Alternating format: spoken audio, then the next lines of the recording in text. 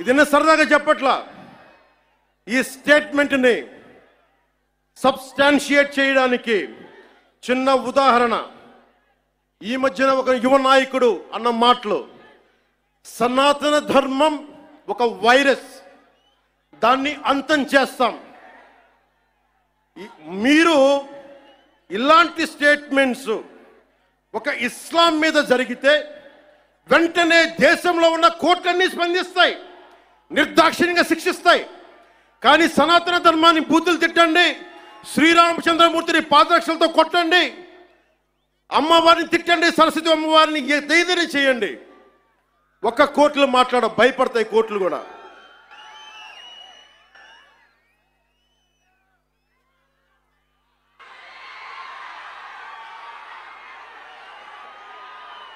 This is a classic case of justice. Law applies weakly to the strong and strongly to the weak. This proves majority means not necessarily strength. It could be a weakness also. Because secularism is one way, not two way, according to the so-called pseudo-secularists. Macaulay ప్రవేశపెట్టిన 18వ శతాబ్దంలో Macaulay ప్రవేశపెట్టిన cultural imperialism, I repeat, cultural imperialism initiated by Macaulay. వీళ్ళందరూ సనాతన ధర్మాన్ని తిట్టే so call who abuse Sanatana Dharma, you are the descendants of Macaulay. సాంస్కృతిక సామ్రాజ్యవాదం, cultural imperialism, ఇంకా రాముణ్ణి సనాతన ధర్మంపై దాడి చేసే వాళ్ళలో ఇంకా వెళ్ళురుకుంటూనే ఉన్నాయి ఈ కల్చరల్ ఇంపీరియలిజం, ఇంకా చిగురులు తొడుగుతూనే ఉన్నాయి. సనాతన ధర్మం మీద, హిందూ దేవతల పైన దాడి చేసే సెక్యులరిస్టులకి అగ్రరాజ్యాల్లో ఉండే in God we trust, God save the king, so help me God అని రాసే పశ్చిమ అగ్రరాజ్యాలు కనిపించవు. మిడిల్ ఈస్ట్ లో ఉండే ఇస్లామిక్ దేశాలు, ఆసియా ఆఫ్రికాలో ఉండే ఇస్లామిక్ దేశాలుగా మేము ప్రకటించుకుంటున్నాం, మాది ఇస్లామిక్ రాజ్యాలను ప్రకటించుకుంటే ఈ సూడో సెక్యులరిస్టులకి అవేం కనిపించవు.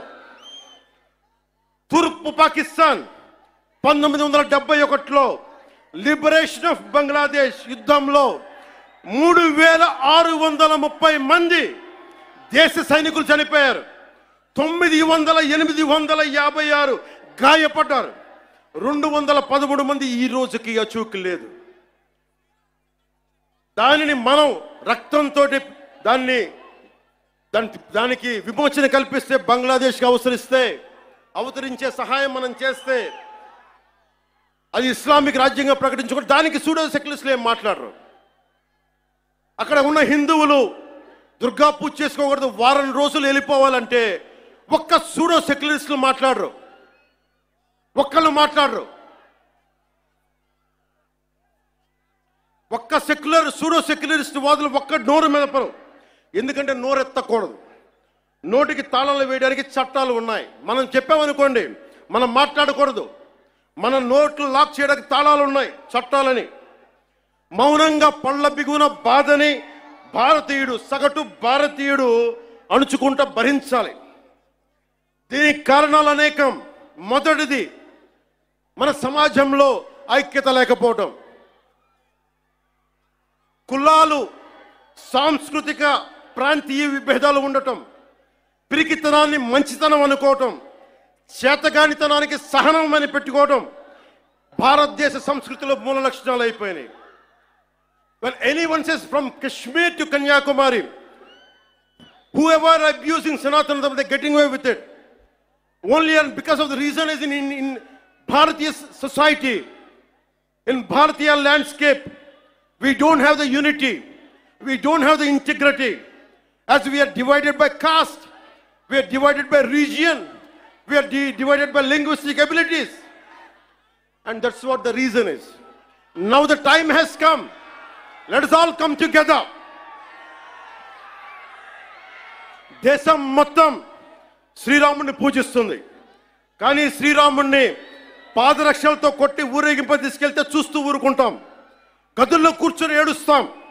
రాముడి విగ్రహం తల నరికేస్తే రామతీర్థంలో లోపల తిట్టుకుంటాం. ఎందుకంటే ఎవరైనా వింటే కూడా మన మతాన్మోదులు అనుకుంటారనే భయం.